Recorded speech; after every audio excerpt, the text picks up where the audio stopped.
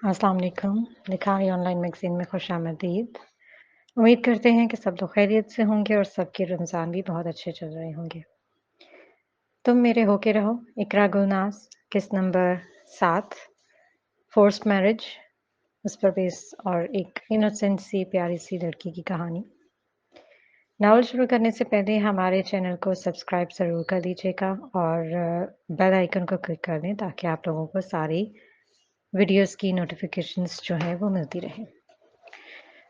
तो चलिए जी स्टार्ट करते हैं। वहाँ जाने के बाद जो बेसिक फ़ॉर्मेलिटीज़ थी वो पूरी की और इसका डिपार्टमेंट दिखाया। जो चीज़ें ज़रूरी थी उनके बारे में इन्फॉर्मेशन दी। इसके लिए ये सब कुछ नया था। इसने कब सोचा था वो किसी यूनिवर्सिटी में जाएगी। वो छोटे से गाँव में रहती थी। अलबत्ता ग्रेजुएशन उसने शहर से पास की और मास्टर भी किसी अच्छे से कॉलेज से करने का इरादा था। यूनिवर्सिटी आने का कभी नहीं सोचा था। अगर ताबिश ना साथ होता तो शायद वो अभी तक यहाँ-वहाँ स्टूडेंट्स और नोटिस बोर्ड पढ़ते चकरा जाती। ताबिश अपने प्रोफेसर से मिलना चाहता था और एक प्रोफेसर क्लास लेकर आए तो ताबिश को देखा तो मुस्कुराते हुए एक दूसरे से बातचीत करने लगे।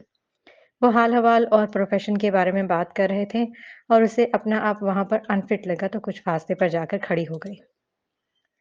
सरसरी सा इर्द गिर्द का मुआयना करने लगी। इनकी बात का सिलसिला चल निकला था। कुछ देर में प्रोफेसर साहब के मोबाइल पर कॉल आने लगी तो वो एक्सक्यूज करके चले गए।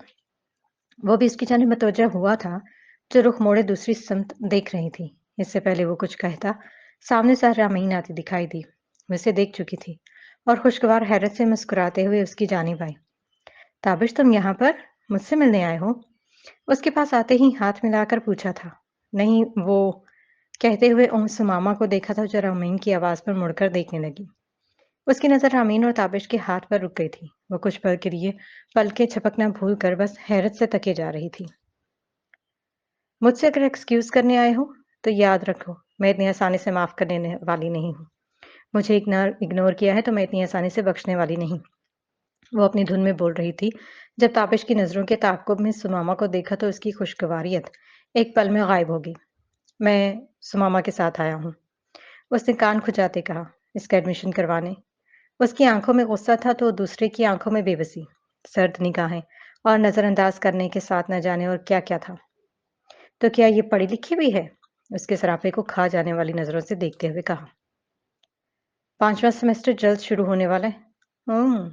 उसने जब से ताबिश को घूरते कहा था कि और क्या है जो उससे छुपा रखा है। इसकी शख्सियत में खास बात थी जो उसे भी मुतवज्जो करने पर मजबूर कर रही थी। वो एक फितरी झिझक और सादगी थी जो इन्हें उसके अंदर झलकती नजर आ रही थी। क्या ये छोटी बच्ची है जो खुद नहीं आ सकती? उसे एक बॉडीगार्ड की जरूरत है तुम्हारी सूरत में? ऐसी कोई बात नहीं है। जिस माहौल से आई है वहां और यहाँ के माहौल में बहुत फर्क है। उसकी हेल्प के लिए आया हूँ और प्रोफेसर साहब से भी मिलना था। लगता तो नहीं है। तुम्हारे दिमाग में क्या चल रहा है? उसने मशकूक होते हुए पूछा। फिलहाल तो कुछ भी नहीं चल रहा। और तुम इतनी हाइपर क्यों हो रही हो? तुम्हें लगता है मैं हाइपर हो रही हूँ? तुम्हारी फेवर इस लड़की के हक में बहुत बढ़ गई है। तुम मुझे इन्फॉर्म कर सकते थे यहाँ आने के बारे में, मगर तुमने नहीं किया। और ये लड़की? उसने घूरते हुए कहा था। सुमामा जो इनकी बातें सुन रही थी चलती हुई इनके करीब आई और बोली, मैं गाड़ी में इंतजार कर लेती हूँ। आप जब फारग हो जाएं तो आ जाइएगा। एक उचटती निगाह इन पर डाली और कहकर तेज तेज कदम उठाते दूर चली गई। इसके तेवर चकिए, कैसे हक जता कर गई है? उसने तैश से उसकी पुश्त को देखते हुए कहा था। क्या सोचती रहती हो? वो तो बात करके गई है। तुम उसकी तरफदारी क्यों कर रहे हो? कल तक उसका जिक्र करना पसंद नहीं करते थे और अब उसकी फेवर में बोल रहे हो। इसके साथ कभी डिनर पर तो कभी यूनिवर्सिटी विजिट करते दिखाई देते हो। तुम्हारे दिमाग में आखिर क्या चल रहा है? मेरा दिमाग ठीक है पर मुझे तुम्हारे नहीं लग रहा। तुम ख्वाह राई का पहाड़ बना रही हो। दिमाग का पता नहीं, लेकिन तुम्हारा दिल काबू में नहीं लग रहा। एक लड़की मर्द की बदलती निगाहों को एक पल में जांच लेती है। तुम्हारी बदलती निगाहें मैं देख रही हूँ। उसकी आंखों में देखते कहा था। महज हमदर्दी को तुम कोई और नाम ना दो। वो हमारे घर में रहती। सब कुछ उसने अपने जिम्मे ले रखा है। इसकी ज़रूरियात का ख्याल रखना हमारी भी जिम्मेदारी है। अगर मैं उसे पसंद नहीं करता तो इसका मतलब ये तो नहीं मैं टिपिकल मर्दों की तरह मार धाड़ शुरू कर दूं। उसे इस बात की सजा दूं कि मैंने अम्मी की वजह से जो रिश्ता जोड़ा है उसके बदले अपनी नापसंदीदगी की आड़ में उसको अताब का निशाना बनाओ। میری فطرت اور میری تربیت میں ایسی کوئی احمقانہ سوچ شامل نہیں ہے جس کی میں اسے سزا دوں۔ تو وہ کچھ توقف کے بعد قدرے تو حمل سے بولی، پھر بھی تم اپنی سوچ پر قائم رہو۔ وہ لڑکی تمہیں ڈیزرو نہیں کرتی، وہ تمہارے ساتھ سروائیو نہیں کر سکتی۔ ہم پچھلے 5 سال سے ایک دوسرے کو جانتے ہیں، وہ تمہیں اس طرح انڈرسٹینڈ نہیں کر سکتی جیسے میں سمجھتی ہوں۔ ہاں، جانتا ہوں میں، اس نے سنجیدگی سے جواب دیا تھا۔ میں چلتا ہوں، مجھے ایک ضروری کام سے جانا ہے کہیں۔ یہ کہہ کر وہ رکا نہیں تھا اور لمبے لمبے ڈگ بھرتا نظروں سے اوجھل ہو گیا تھا۔ وہ کھڑی دیکھتی رہ گئی تھی۔ موسم بدل گیا تھا، دن رات کی اوقات میں بھی واضح تبدیلی آ چکی تھی۔ راتیں چھوٹی اور دن لمبے ہونے کے بعد دوبارہ لمبی راتوں میں بدل رہی تھیں۔ فصلیں پک کر کاٹی جا چکی تھیں اور کھیتوں میں نئی بیج بو کر نئی فصلیں تیار کرنے کی تیاری کی جا رہی تھی۔ موسم، وقت، لوگوں کے مزاج اور خیالات بدل رہے تھے، مگر اس گھر کے باسیوں کی ابھی بھی وہی روٹین تھی۔ تابش کی اب بھی مخصوص کردہ ٹائم اور اپنے کاموں میں مصروف رہتا۔ تابش کے آنے جانے کا وہی معمول تھا۔ سماما نے خود کو گھر اور پڑھائی میں مصروف کر لیا تھا۔ وہ سمینہ بیگم کی ڈائٹ اور ایکسرسائز کا پورا خیال رکھتی تھی۔ صبح فجر کی نماز کے لیے اٹھتی، نماز اور تلاوت قرآن کے بعد ناشتہ زیادہ تر وہ خود بناتی تھی۔ صبح کے باقی کام کرنے کے لیے چند گھنٹوں کے لیے ملازمہ آ جاتی۔ وہ گھر کی صفائی ستھرائی اور چھوٹے موٹے کام کر دیتی۔ یونیورسٹی سے واپسی پر وہ زیادہ تر سمینہ بیگم کے ساتھ وقت گزارتی۔ گھر کا کام کاج کرنے کے ساتھ سروت خالہ کے بچوں کو ٹیوشن بھی پڑھا دیا کرتی۔ سمینہ بیگم اس کو سبزی وغیرہ کاٹ کر تیار رکھ دیتی تاکہ وہ شام کا کھانا بنا لے۔ وہ تو یہ کام اس کو سونپنا نہیں چاہتی تھی، مگر سماما نے ضد کر کے بہت سارے کام اپنے ذمے لے رکھے تھے۔ دوپہر کا کھانا بھی سمینہ بیگم تیار کرتی، شام کا کھانا وہ خود بناتی اور باقی چائے اور برتن وغیرہ سب کام بھی خود کر لیا کرتی تھی۔ رات کو جتنا وقت ملتا اس نے اپنی پڑھائی کے لیے مخصوص کر رکھا تھا۔ رات دیکھ کر پڑھتی رہتی تھی۔ رات کو چاہے جتنا بھی لیٹ سوتی مگر صبح وقت پر اٹھ جانا ہوتا تھا۔ زندگی بہت مصروف ہو گئی تھی۔ تابش کے ابھی بھی کئی روز بعد چکر لگاتا۔ اس کا رویہ سب کے سامنے نارمل ہوتا۔ اب کبھی کبھار ضرورت پڑنے پر وہ سب کے سامنے اس کو مخاطب کر لیا کرتا تھا۔ اپنے درمیان جو دیوار انہوں نے کھڑی کی تھی وہ اب بھی برقرار تھی۔ وقت گزر رہا تھا، اپنی اپنی لائف میں مگن۔ اس نے کبھی بھی رامین کے متعلق بات نہیں کی اور وہ نہ وہ کرنا چاہتی تھی۔ رامین ایک دو بار تابش کی موجودگی میں آئی تھی۔ سمیمہ بیگم کا رویہ اس کے ساتھ لیا دیا سا ہی ہوتا تھا۔ تابش کو جو پہلے فکر اور پریشانی رہتی سماما کی موجودگی اور گھر کی ذمہ داری سے کافی حد تک مطمئن ہو گیا تھا۔ وہ اپنا کام تسلی اور سکون سے کر لیتا تھا اور پھر بھی وہ سمینہ بیگم کی طبیعت کے پورے بارے میں پوچھتا رہتا تھا۔ وہ گھر آیا ہوا تھا تو اظہر بھی اس سے ملنے آیا۔ اظہر کے آنے کی ایک خاص وجہ تھی اور اس کے چہرے کی مسکراہٹ اس کی خوشی کا پتہ دے رہی تھی۔ کچھ دنوں میں اس کی شادی کی ڈیٹ فائنل ہونے والی تھی اور اس سلسلے میں وہ گھر آیا ہوا تھا۔ اس کی اپنی فیملی کینیڈا میں رہتی اور وہ خود جاب کے سلسلے میں یہیں رہتا۔ پروفیشنلی طور پر چائلڈ اسپیشلسٹ تھا۔ اس کی پاکستان میں موجودگی کی ایک وجہ اس کی منگیتر آرزو بھی تھی۔ گھر والوں کی پسندیدگی کے ساتھ اس کی اپنی مرضی بھی شامل تھی۔ اظہر کے والد کینیڈا میں جاب کے سلسلے میں مقیم تھے۔ چھوٹا بھائی پڑھائی کے سلسلے میں انہی کے پاس رہتا تھا۔ کچھ عرصہ پہلے اس کے بھائی کا بہت بری طرح سے ایکسیڈنٹ ہو گیا تھا۔ اس کی ٹانگیں بری طرح متاثر ہوئیں۔ اظہر کی والدہ جن کا زیادہ وقت پاکستان میں گزرتا تھا تو مجبوراً انہیں وہیں جانا پڑا۔ اس کی شادی جو کچھ عرصہ پہلے ہونی تھی وہ کینسل ہو گئی۔ اس کے بھائی کے پہلے سے طبیعت کافی بہتر رہی، پھر بھی اس کی ٹانگوں کا مسئلہ وہیں تھا۔ وہ کچھ عرصے کے لیے پاکستان میں آئیں گے اور پھر دوبارہ انہیں واپس چلے جانا ہے۔ اظہر اس سلسلے میں تابش اور سمینہ بیگم سے بات کرنے آیا تھا۔ آنٹی، آرزو کے والدین ڈیٹ فائنل کرنا چاہتے ہیں۔ ایسے معاملات تو بڑے ہی طے کرتے ہیں۔ تابش کو میں نے ہمیشہ دوست اور بھائی کہا نہیں بلکہ سمجھا ہے اور آپ میری والدہ کی طرح ہیں۔ اب چونکہ میرے اپنے پیرنٹس یہاں نہیں تو یہ سب معاملات آپ لوگوں نے ہی دیکھنے ہیں۔ آپ کو تو پتا ہے میں تھوڑا سا شرمیلا واقعہ ہوا ہوں۔ میں خود تھوڑی دیر ان سے تھوڑی کہہ سکتا ہوں۔ اب یہ ساری بات چیت آپ لوگوں نے ہی کرنی ہے۔ ادھر رک کرنا میرے شرمیلے بھائی، میں بھی تو دیکھوں کتنی معصومیت ہے تیرے اندر۔ تابش نے حیران ہوتے کہا۔ اس کی بات سے سب کے چہروں پر مسکراہٹ دوڑ گئی۔ وہ تو میں بچپن سے ہوں، تم نے کبھی غور نہیں کیا۔ تمہارا دوست ہوں، تمہاری سب حرکتوں سے واقف بھی، اس لیے سب کچھ تم نے سنبھالنا ہے۔ شادی کی تیاریاں آپ سب نے مل کر کرنی ہے۔ سماما بھابھی آپ نے خصوصاً آرزو کے ساتھ شاپنگ میں مدد کرنی ہے۔ جو رہ جائے گی وہ میں کروا دوں گا۔ اس نے آخر میں سماما کو مخاطب کرتے کہا تھا۔ ہاں کیوں نہیں، جہاں ہماری مدد درکار ہوگی ہم حاضر ہیں۔ समीना बेगम ने हामी भरते कहा। ये तो आप कह रही हैं, ताबिश खामोश हो गया है। शायद इसका अपनी बेगम पर कोई बोझ नहीं डालना चाहता। उसने ताबिश को तंग करते कहा था। बदले में ताबिश ने उसे घूर कर देखा। हम सब साथ हैं, तुम मेरे ताबिश की तरह हो। हम महज मेहमान बनकर नहीं आएंगे, बल्कि सारी जिम्मेदारी खुद संभालेंगे। आपके खुलूस पर मुझे कोई शक नहीं है, उसने इकरार करते कहा। फिर फाइनल डेट पर आप सब मौजूद होंगे और दूसरी तरफ लाइव मेरे मामा पापा ज्वाइन कर लेंगे। हाँ, ये भी ठीक है, ताबिश ने कहा। मैं आप लोगों को खाने पर इनवाइट करना चाहता था। चलें, इस बहाने आप लोग मेहमान और मेजबान दोनों फ्राइज अदा हो जाएंगे। एक तीर से दो शिकार। ये पहले मेहमान होंगे जो अपनी और दूसरों की खातिर तवज़ा खुद करेंगे। ताबिश ने मुस्कुराते हुए कहा था। हाँ बिल्कुल, तुम्हें जो समझना है समझ लो, लेकिन अभी मैं मेहमान हूँ यहाँ, तो फिर मेरी मेहमानों की तरह खिदमत की जाए। उसने सीधे होते हुए कहा। मैं खाना खाकर जाऊंगा। भाभी, देसी खाना खाने को बहुत दिल चाह रहा है। उसने सुमामा को दोबारा मुखातिब करते कहा था। खाने खाने में अगर कढ़ी पकौड़े, बिरयानी और कोरमा हो जाए तो मजा आ जाएगा। ये तुम वहाँ के मेन्यू की बात कर रहे हो या यहाँ के? ताबिश ने उसे ढीठ करना चाहा। ऑफ कोर्स यहाँ के। तुम्हें इतनी फिक्र क्यों हो रही है? उसने मसनूई घूरते कहा। अच्छा, अब मैं समझा। आंटी, ये बदल गया है। ये मुझसे खाने की बजाय शायद भाभी की ज्यादा फिक्र हो रही है कि वो इतना सब कुछ कैसे बनाएगी। उसने उल्टा उसको ढीठ किया। सुमामा उनकी जानिब देख कर रह गई। उसने कोई जवाब नहीं दिया था। अजहर, पास आ जाओ। उसने कुशन उठा के इसकी ओर फेंका और उसने जल्दी से कैच कर लिया। मैं हमेशा से अच्छा लड़का हूँ। जैसे मैं जानता नहीं। हम तो खुली किताब की तरह हैं। उसने मासूमियत चेहरे पर लाते हुए कहा। लंबे और ना हल होने वाले फार्मूले की तरह। सुमामा बेटा, हम रात के खाने का इंतजाम कर लें। इनकी नोक-झोंक तो चलती ही रहती है। समीना बेगम ने कहा तो उसने भी उठना मुनासिब समझा और किचन में आ गई। किचन में आके रात के खाने का इंतजाम करने लगी। इनके मुस्कुराने और बातें करने की आवाजें किचन तक आ रही थी। दोस्तों के साथ नोक-झोंक और हंसी मजाक तो चलता रहता है, इसलिए इनकी जानिब मतवज्जो हुए बगैर वो मेन्यू के हिसाब से काम करने लगी थी। फिर रात को इसे पढ़ना भी होता था। जब तक अज़हर रहा, इनकी ना खत्म होने वाली बातें जारी रही थी। फिर रात का खाना खाने और चाय पीने के बाद वो वापस चला गया। वो किचन का काम निपटाने के बाद ड्राइंग रूम में आ गई। ताबिश जब घर आता वो ज़्यादातर ड्राइंग रूम में बैठकर पढ़ती थी। रात सोने से पहले जब कमरे में गई, वो सो चुका था।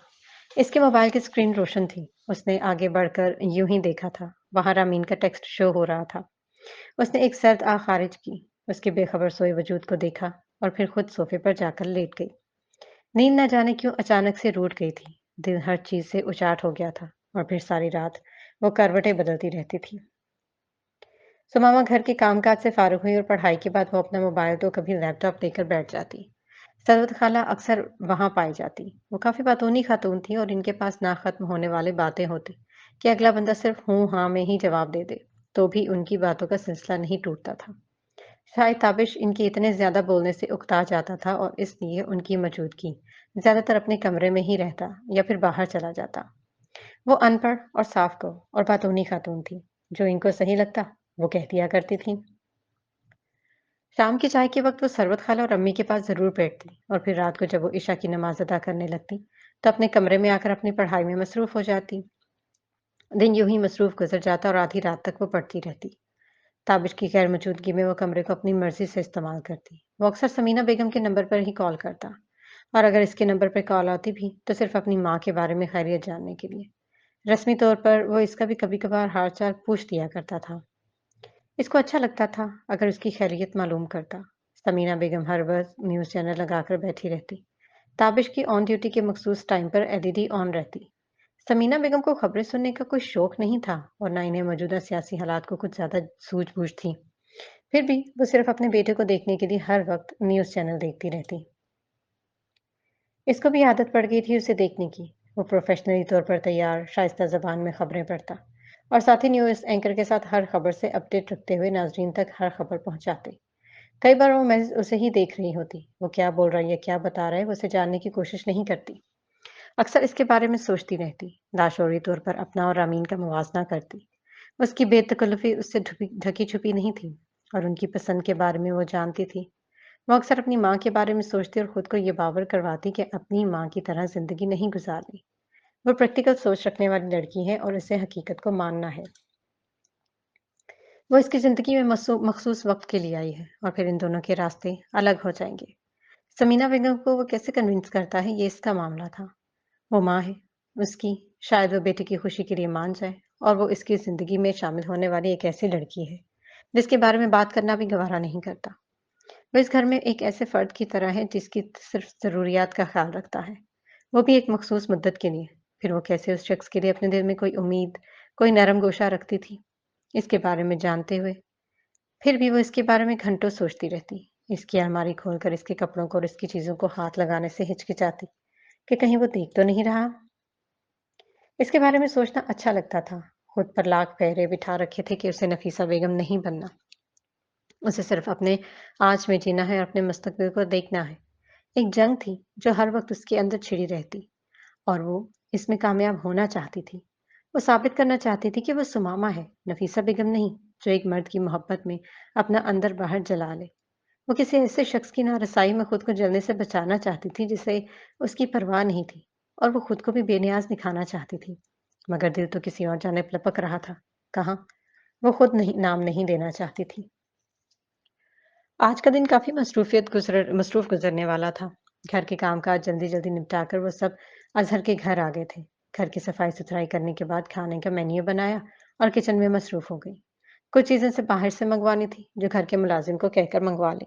शाम के करीब अजहर के ससुराल वाले सब लोग आ गए और इनका पुरतपाक इस्तकबाल किया गया। समामा ने सब कुछ समीना बेगम की निगरानी में तैयार किया था। फिर समीना बेगम तो उन मेहमानों के पास बैठ गई।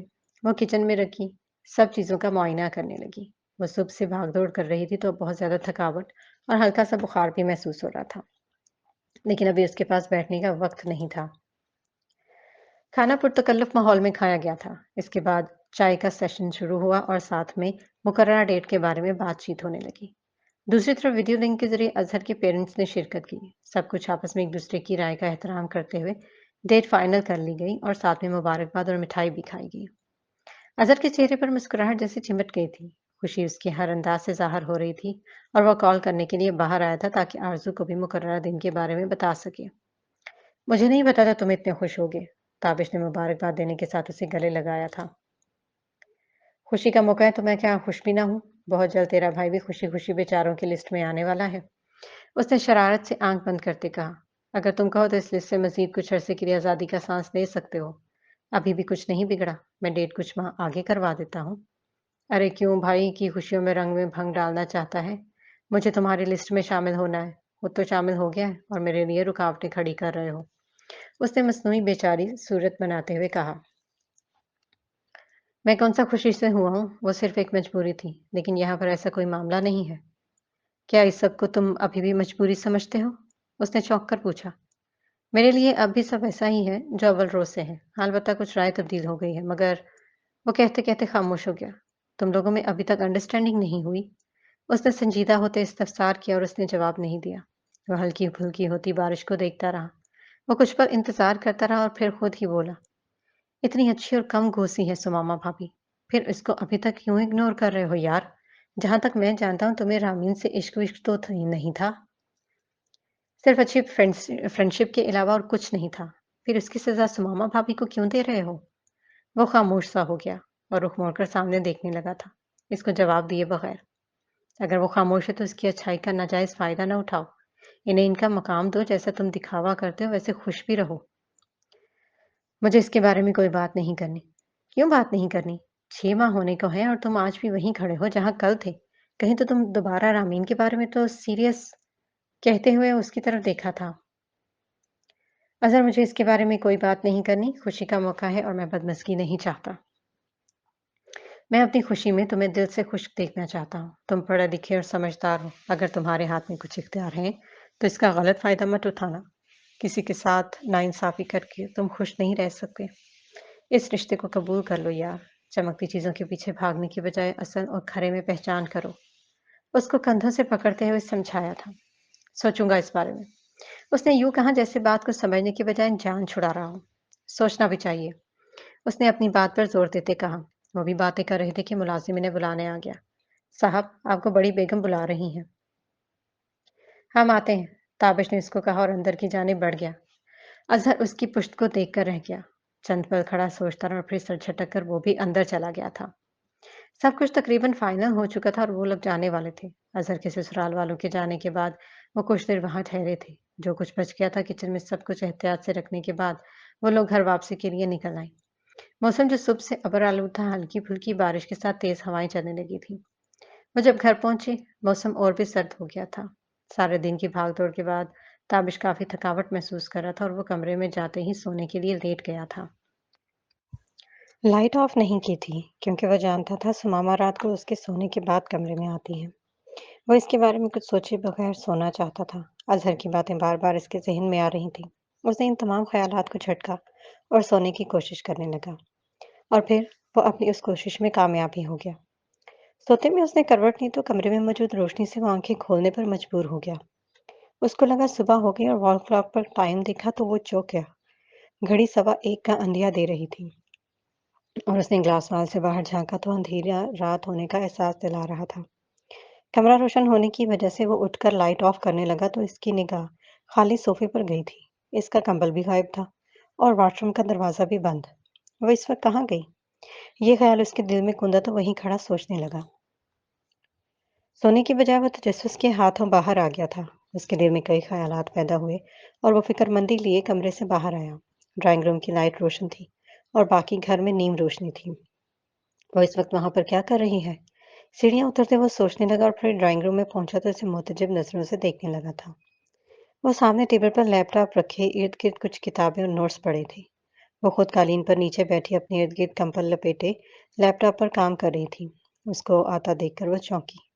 आप? तुम इस वक्त यहाँ क्या कर रही हो? उसकी नींद से बोझल आंखें और चेहरे पर नकाहत साफ झलक रही थी, और कुछ सब सामने होते हुए भी उसको अपना सवाल बेतुका सा लगा था। वो मैं पढ़ रही हूँ। आपको किसी चीज़ की ज़रूरत है तो? मुझे तो नहीं है, अलबत्ता तुम्हें नींद की ज़रूरत है। उसको कंबल में दुबकी बैठे देखकर वो कह गया था। मैं अभी नहीं सो सकती। मुझे असाइनमेंट कंप्लीट करके सब कल सबमिट करवानी है। उसने अपने होंठ काटते कहा था। वो उसकी मौजूदगी से तज्बज़ब का शिकार हो गई थी। इस तरह तुम सब कुछ मुकम्मल कर लोगी? इसका इशारा उसकी सुर्ख होती बोझल आंखों की जानिब था। हाँ, जब काम करना ज़रूरी हो तो फिर जैसी भी तबीयत हो, करना तो है। अब कोई जवाब पेश करके नहीं छोड़ सकती। अगर इतना ही ज़रूरी है तो पहले अपनी हालत तो सेट कर लो। तबीयत ठीक होगी तभी तो किसी काम में पर फोकस करोगी। उसने हमदर्दी से कहा था।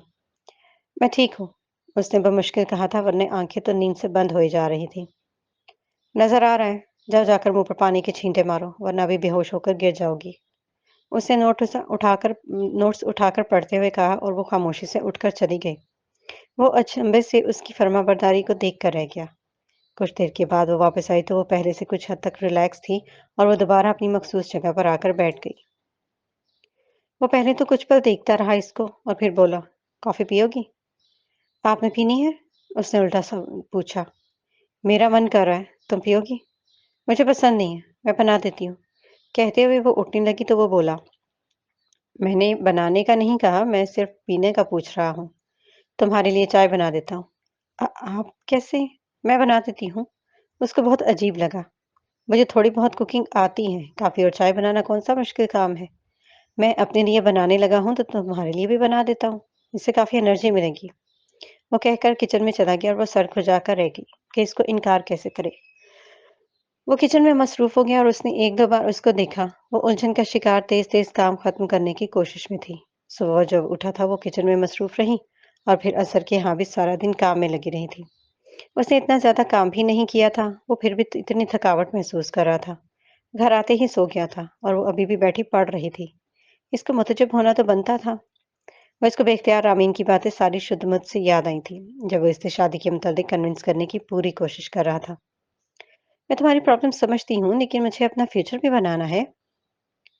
मैं खुद को घरदारी और ससुराल की खिदमत तक महदूद नहीं करना चाहती। मुझे अपनी आप ही जैसी जिंदगी नहीं गुजारनी, जिस तरह वो अपने ससुराल को खुश करने और सास की फिक्र में हलकान हुई रहती है। मुझे उनकी जैसी लाइफ नहीं गुजारनी। तुम्हें खिदमत करने को कौन कह रहा है? मैं अम्मी के अकेलेपन की वजह से कह रहा हूँ, वरना मुझे मालूम है तुम क्या चाहती हो। तो इसका भी वही मतलब हुआ ना, कि तुम सिर्फ शादी अपनी अम्मी की वजह से कर रहे हो, वरना हमारा ऐसा कोई प्लान नहीं था। मुझसे नहीं होती घर वालों की मुफ्त में खिदमतें।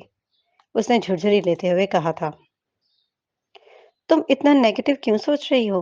तुम तो मुझे जानती हो कि मैं सतही सोच रखने वाला मर्द नहीं हूँ। तुम्हें अपने काम और सोशल लाइफ में मुकम्मल आज़ादी होगी।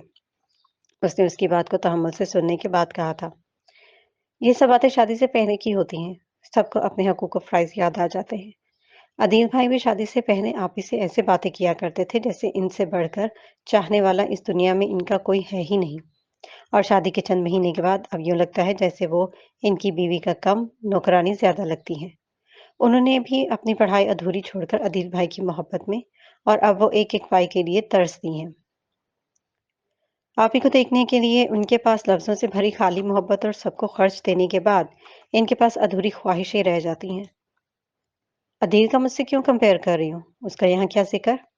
मैं इनकी ज़िंदगी से बहुत कुछ सीख गई हूँ। तो मेड क्यों नहीं रख लेते? एक केयरटेकर? तुम्हें क्या लगता है मुझे इसका ख़्याल नहीं आया और मैं ये सब आसानी से अफ़ोर्ड कर सकता हूँ? मसला इनको हायर करना नहीं है। अम्मी की अपनी ख़्वाहिश है और वो फिर पहले से भी एक मेड रखी तो थी और वो घर की कीमती चीज़ें लेकर जा चुकी हैं। इस हादसे की वज़ह से अम्मी राज़ी नहीं हो रही। इसको वज़ाहत देनी पड़ी, हालाँकि वो सब कुछ जानती थी। ताबिश, तुम्हारी बातें अपनी जगह, लेकिन मैं ऐसी ज़िंदगी नहीं गुज़ार सकती जिसकी हैसियत एक नौकरानी से ज़्यादा ना हो। माँ को एक ऐसी लड़की की ज़रूरत होती है जो खूबसूरत, पढ़ी-लिखी और घर के हर काम में महारत रखने के साथ अपने शौहर का भी दिल दुभाए और सबकी मुफ्त में खिदमत भी करे। आंटी को बहू से ज़्यादा फ्री में ये सब क्वालिटीज़ की ज़रूरत है और बहू के बारे में बाद में सोचा होगा। उसने संजीदगी से कहा। उसके ख़यालात को झटका और हकीकत जैसे उसका मुँह चिढ़ा रही थी। उसको लगा शायद वो ठीक कह रही थी। सुमामा की हालत देखकर न जाने क्यों दिल में शर्मिंदगी सी महसूस कर रहा था। इन ख़यालात को फ़रामोश करते उसने 2 मग तैयार करने के बाद ट्रे में रखे और ड्राइंग रूम में आ गया। टेस्ट करो और बताओ कैसी बनी है चाय? उसके सामने 3 नोट्स हटाकर चाय रखते हुए दोस्ताना अंदाज में कहा था। लैपटॉप की डिस्प्ले का रुख अपनी जानिब करके उसकी टाइप करदा असाइनमेंट को स्क्रॉल करके देखने लगा। होंठ काटते हुए उसने भाप उड़ा दी चाय को और फिर अपने लैपटॉप को देखा था। वो यहाँ आकर बैठ गया है तो वो काम कैसे करेगी? इसमें काफ़ी गलतियाँ हैं, इनको अभी दूर करने की भी ज़रूरत है। पहले टाइप कर लूँ, बाद में मिस्टेक भी दूर कर लूँगी। ये सारे टाइप करने हैं? उसने पास पड़े नोट्स की तरफ इशारा करते हुए पूछा तो उसने हौले से सर इस्बात में हिला दिया। कब करोगी? उसकी टाइपिंग स्पीड वो देख चुका था। मैं कर लूँगी। उसने कमज़ोर से लहजे में कहा था, जिस हिसाब से लगी हुई हो सुबह हो जाएगी। मुझे कह दिया होता। उसकी जर्द होती रंगत की जानिब देखते कहा जो शर्मिंदगी से नज़रें झुका गई थी। चलो अब हेल्प कर देता हूँ। उसने एक पल में इरादा करते हुए कहा, एक साइड पर मुझे भी जगह दो। कहते हुए वो उठ खड़ा हुआ। बारिश होने के बायस खुनकी का एहसास हो रहा था। वो नाइट ट्राउजर शर्ट में था और सर्दी अपने होने का पूरी तरह से एहसास दिला रही थी। इसको खड़ा होता देखकर वो आहिस्ता से एक साइड पर हो गई और साथ में आकर बैठ गया। लैपटॉप अपने सामने रख लिया और जो पेज टाइप करने थे वो एक बार पढ़ने लगा। चाय पीकर बताओ कैसी बनी है? वैसे मुझे चाय बनानी आती है। इसकी निगाहें खुद पर मरकूज देखकर कहा तो एक पल के लिए वो सटपटा गई थी और जल्दी से मग उठा लिया। टेस्ट तो अच्छा था। उसने चाय गर्म किए चंद घूंट हलक से उतारे तो कुछ एनर्जी मिली थी। वो उसके यूं पास बैठने पर भी पजल हो रही थी। वो जरा सी जुम्बिश करती तो इसका बाजू इसके बाजू से टच हो रहा था। उसने जरा सा रुख उसकी जानिब किया तो उसका हाथ उसके हाथ के लम्स को महसूस करके वो चौंका। उसने जर्द होते चेहरे को देखा और फिर अपना शक दूर करने के लिए इसका बाजू पकड़ा था, जो हिद्दत का एहसास दिला गया। तुम्हें बुखार है? उसने ताज्जुब से इस्तफसार किया। हाँ, शायद थकावट की वजह से महसूस हो रहा है। उसने इकरार करते कहा था। तुम्हें बुखार है और तुमने किसी को बताया नहीं? मेडिसिन ली है? तो इसने नफी में सर हिला दिया। हद है लापरवाही की। इतनी अच्छी बनकर तुम कौन से अवार्ड्स लेना चाहती हो? उसके लहजे में फिक्रमंदी के बाद अब तलखी दर आई थी। मुझे कुछ नहीं चाहिए, मामूली सा बुखार है, ठीक हो जाएगा। आप परेशान ना हो। तुम ये सब कुछ करके साबित क्या करना चाहती हो कि तुम्हें सबकी ज्यादा फिक्र है और बाकी सबकी कोई परवाह नहीं? अगर तुम्हारी तबीयत खराब थी तो बता दिया होता। अजहर भाई ने इतने मान से कहा था और मैं तबीयत खराब का कहकर आराम करने बैठ जाती। हाथों की उंगलियां मरोड़ते हुए कहा था। तो कल से काम कर रही हो और अब आधी रात तक बैठकर पढ़ रही हो। शायद भूल रही हो कि तुम इंसान हो, मशीन नहीं। ये सब करके क्या ज़ाहिर करना चाहती हो कि हम तुम पर बहुत ज़्यादा इन्हिसार करते हैं और किसी को भी तुम्हारी कोई फ़िक्र नहीं है? हमें सिर्फ़ अपने काम से मतलब है? उसने ताज्जुब से देखा। आप गलत समझ रहे हैं। मैंने ऐसा कुछ नहीं सोचा। ये मेरी ज़िम्मेदारी है और मैं अपनी ज़िम्मेदारी में कोई कोताही नहीं कर सकती। और ना मुझे आपसे कोई फ़ेवर चाहिए। अगर तुम्हें नहीं फ़ेवर चाहिए तो क्या हम तुम्हारी हर ज़िम्मेदारी सौंप कर अपनी आँखें बंद कर लें? तुम क्या कर रही हो और मुझे नज़र नहीं आ रहा? वो पता नहीं क्यों उससे उलझ रहा था। आप मुझे देखते ही कब हैं? उसके मुँह से अचानक निकला। इसके यूँ कहने पर ताबिश ने गर्दन मोड़कर देखा जो अपनी कही बात पर शर्मिंदगी से दो चार थी। मेरा मतलब है आप अपने कामों में मसरूफ़ होते हैं और मैं अपनी पढ़ाई और घर के कामों में। घर की ज़रूरियात को पूरा करना आपकी ज़िम्मे है और घर को चलाना हमारी ज़िम्मेदारी है। उसने हकलाते हुए बमुश्किल अपनी बात मुकम्मल की थी। ज़िम्मेदारियों को पूरा करने का हरगिज़ मतलब नहीं है कि इंसान अपने आप को भूल जाए। तुम्हें लगता है हम तुमसे मुलाज़मा की तरह काम लेते हैं और उसके ज़हन में ब्राह्मीन की बातें गर्दिश करने लगीं, तो वो उसके ख़यालात भी जानना चाहता था। उसने कल कुछ पल सोचा और फिर बोली, ये तो मामूल के काम है। काम करने थक जाती हूँ मगर खुद को कभी मुलाज़मा नहीं समझा। मुझे लगता है मैं खुद को मुलाज़मा तो तब समझूँ जब किसी पर इसकी ताकत से ज़्यादा बोझ और ज़िम्मेदारियाँ डाल दी जाए। सबको अपनी फ़िक्र हो और दूसरों की कोई ख्वाहिश और ज़रूरियात पूरी ना की जाए। सब आपको अपने काम और मतलब के लिए याद करें। बदले में दूसरे इस इंसान की बुनियादी ज़रूरियात और मर्ज़ी को कोई अहमियत दिए बगैर उस पर हुक्म चलाते रहें। वो ये ना कह सके कि बीवियाँ मुलाज़मा नहीं होती। अगर कोई चाहने वाला मिल जाए, वो घर और ज़िम्मेदारियाँ खुशअसुबली से अदा करते, फ़ख्र और खुशी महसूस करती हैं। थकावट और काम ख़ास अहमियत नहीं रखते, तो तुम ऐसा नहीं सोचती? मुझे रिश्ते बेशक एक वक्त में एक ही मैसर रहा है, मगर जब मैंने अपनी ज़िंदगी बहुत सौ से अच्छी गुजारी है, मैंने बहुत सी औरतें देखी हैं जिनकी ज़िंदगी को देखकर लगता है कि शायद इनकी हैसियत एक बिला मुआवजा 24 घंटे काम करने वाली मुलाजमा की तरह होती है। न तन पर कपड़ा अच्छा और मन में सुकून। शादी के नाम पर ना खत्म होने वाले काम और जिम्मेदारियां सौंप कर अगर शोहर और घर वाले एक साइड पर हो जाए, तो जिंदगी का सुकून खत्म हो जाता है। तुम्हें लगता है कि शादी का मतलब बोझ है और ना खत्म होने वाली जिम्मेदारियों का नाम है, जिसके नीचे दबकर औरत सिसकती रहती है। वो इसके ख्यालात को जानना चाहता था। नहीं, अब ऐसी भी बात नहीं है। अगर सब लोग अपनी अपनी जिम्मेदारियों को समझें और तवाज़न कायम रहे रिश्तों में, तो वहाँ ये सब बोझ नहीं लगता। अगर इर्द गिर्द मोहब्बत करने वाले और सपोर्ट करने वाले हों, तो बड़ी से बड़ी मुश्किलात का इंसान डट कर मुकाबला कर लेता है। अगर वो रिश्ते मुखलिस हों, जिनकी वजह से वो वहाँ रह रही है, जो खुशी गमी में आपके साथ हो, तो जिम्मेदारियाँ बड़ी हों या छोटी, वो बोझ और तकलीफ नहीं देती। जिंदगी मुश्किल तो तब लगती है जब आप किसी के लिए अपना तन मन ख्वाहिशात वक्फ कर दें और बदले में वो आपकी ज़ात को फरामोश करके उसी इंसान को तकलीफ दे, तो फिर रफ्ता रफ्ता जज्बात और ख्यालात बदल जाते हैं। इंसान वो बन जाता है जो वो बनना नहीं चाहता। फिर जिंदगी एक बोझ सी लगती है और इंसान हर चीज़ से बेजार लगता है। फिर यूं लगता होगा कि शायद उसकी हैसियत एक मुलाजमा सी है जो घर शोहर और बच्चे भी संभाले और बदले में इसको इज्जत और एहतराम के साथ बुनियादी ज़रूरियात भी पूरी ना हो। जिंदगी मुकम्मल और खुशगवार तब लगती है जब आपका मन पुरसकून हो, और जब दिल ही पुरसकून नहीं होगा तो बाकी सब कोई मायने नहीं रखता। उसने नजरें झुकाए आहिस्ता से अपनी बात पूरी की। वो महसूस कर रही थी कि इसकी नजरें जो हमतन गोश्त थीं।